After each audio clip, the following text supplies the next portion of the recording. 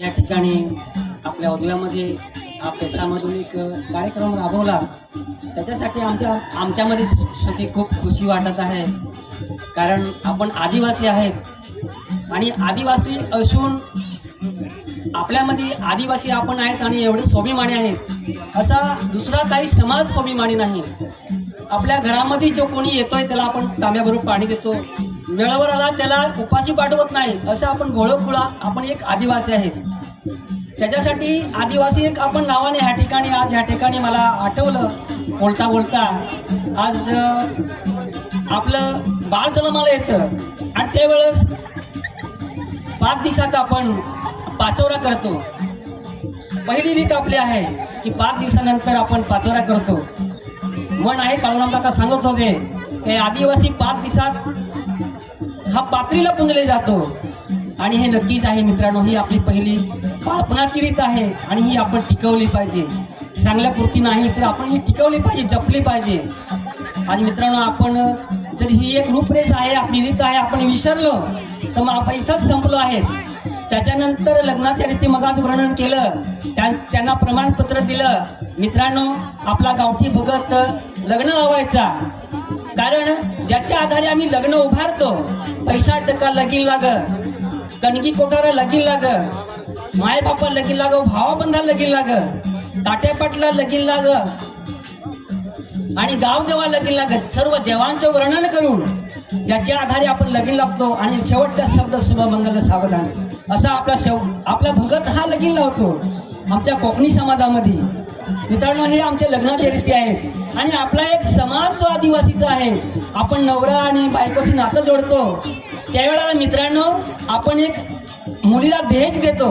दहेज देतो का आपण हुंडा मागत नाही. इथे तरी आपल्या आदिवासी समाजामध्ये कितीतरी स्वाभिमान आहे, कारण भोळे पुढे आपण आदिवासी आहे. आज तसेच आपण देवस्थान जे आहे आपलं, काका सांगत होते एकदा ढोलनाचा त्याच्या कानावर सुरू पडला का सेन्सरीमध्ये ढोलनाच ग्रुप आहे. सर्व टीम आमच्या घरामध्ये आले आणि घरामध्ये आल्यानंतर मला विचारतो अमृत आपल्याकडे ढोलनाच आहेत काय? हो म्हणा आमचा ग्रुप आहे. त्यांना मी चटई टाकून दिली. आठवतं काकाची गोष्ट, त्यांना मी चटई टाकून दिली. त्यावेळेला काका सांगायला लागले आपल्या आदिवासी आपण आहेत, आम्हाला झोप लागली, आम्ही कोरड्या जाग्यामध्ये कोरड्या जाग्यामध्ये झोपून आमची झोप भागवतो. ते चटई उचलून ठेवला आणि कोरड्या जाग्यामध्ये काका बसले.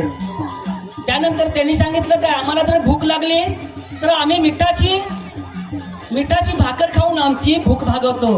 असे आम्ही आदिवासी आहेत, कोणाकडे आम्ही भीक मागत नाही. आता बघा पैशासाठी आज देवाच्या नावाने साधून काही लोक पोट भरतात. मित्रांनो हे चुकीचं आहे.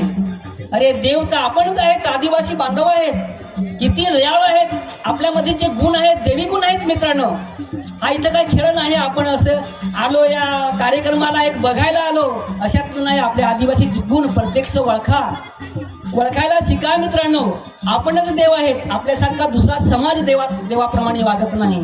चांगले जे आपले कर्म आहेत आणि त्याच्यातून आपण देव बनत आहेत मित्रांनो आज. आणि तसेच मित्रांनो हे नाच गाणे आहेत, ही या ठिकाणी आम्ही दिखावा धावण्यासाठी या ठिकाणी आलो नाही. आता ढोल नाच म्हणला, सांगड नाच म्हणलं, कांबडी नाच म्हणा, गौरी नाच म्हणा, टिपऱ्या म्हणा. कारण ज्यावेळेस कुणाच्या घरामध्ये रेडिओही नाही होता, कुणाच्या घरामध्ये टीव्ही सुद्धा नाही देखील होती, तर कुणाच्या हातामध्ये मोबाईलही होता नाही आणि करमणूक काहीही नव्हतं. आपल्या माणसाकडे पैसाच मिळत नाही होता, करमणूक काहीही नाही होतं. आणि अशा वेळेला मित्रांनो गावातल्या पाड्यातल्या इतर गावातले एकात्र लोक जमून आणि ह्या ढोलनाचा आनंद घेत होते. बाया बालगोपाल असे शेणे सुरते माणूस हे याचा आनंद घ्यायचे. तारपी नाचाचा, गौरी नाचाचा, तूर नाचाचा, सर्व गोष्टी ह्या आनंदाच्या डोही आणि आनंदाचा रंग. आज मित्रांनो ह्या ठिकाणी आनंद आहे आपल्या नाचाचा. ह्याच्यात आपल्याला कितीतरी खुशी वाटली पाहिजे. ह्या कार्यक्रमाचा ज्याच्या कानावर सूर पडला तो ह्या ठिकाणी आला पाहिजे. मात्र आज आम्हाला चित्र समजतो आम्ही आदिवासी असूनही आदिवासीच्या कार्यक्रमाला उपस्थित राहत नाही, हे दुःख आहे मित्रांनो. कारण अरे आज आम्ही रूपरेष पुसली, आम्ही संपून जाणार आहेत. त्याच्यासाठी आता तरी जागा, नाहीतर मग पुढे आहे दगा. सांगत होते काका, काय आपली कुऱ्हाड आपल्या पायावर पडणार आहे आणि ते खरंच आपण आता जपायला शिकलं पाहिजे. भले तुम्ही दुःखासुखासाठी एखाद तिचा नवरा दारुडा असेल, त्याने धर्मांतर केलं असेल, तरी पण त्यानं जाणलं पाहिजे. कारण मी खोटा बोलत नाही असा म्हणतो. जो धर्म स्वीकारतो तो काय म्हणतो, मी खोटा बोलत नाही. पण जेव्हा जात पडताळणी करायला गेला, जातीचा दाखला मागायला गेला, तेव्हा सरकारी दरबारी खोटा बोलतो. म्हणजे देव कोणचं? हिरवा, हिमाय, मुंज्या आणि कंसरी त्याचं नावे घेतो. पण त्याच्या मनामध्ये काय असतं, म्हणून वेगळं असतं. तो कामापुरती नावे घेतो, तो खोटं बोलतो. प्रत्यक्ष हा शब्द सरकारात जाऊन खोटं बोलतो. मग असा खरा बोलणारा कोण? धर्मांतर करणारे लोक आम्ही शोधून करतो. खरा जो बोलतो तो आमचा आदिवासी बांधव बोलतो. त्याच्यासाठी मी सुद्धा निरंकारी सत्संग करतो. निरंकारी सत्संगामध्ये मी जातोय. पण मला काकांनी धडा शिकवला. जेव्हा ढोलनाच आमच्या गाजला प्रत्येक ठिकाणी आणि खूप ठिकाणी आम्ही लांब फिरलो, तेव्हा काका सांगायचे, आम्ही कोणाच्या पाया पडत नाही, आम्ही कोणाकडून भीक मागत नाही. अमृत आता जाग, पुढे जाऊन फसतावणार. आपल्या रीतिरिवाजी मुलाबाळांना शिकव. जन्माच्या, लग्नाच्या, मरणाच्या, नाच गाणी आपली आणि देवस्थान. तुम्ही सुरुवात करा तर मुलं बाळ तुमची सुरुवात करतील. एखाद्या ठिकाणी सरकारी दरबार जातील, पटापट उत्तर देतील.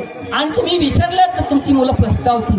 त्यांनी एक उदाहरण मला सांगितलं की एक दबकपाडचा शिक्षक गोरेगावामध्ये होता. लहानपणापासून तिथे त्याच्या 2 मुली शिकल्या.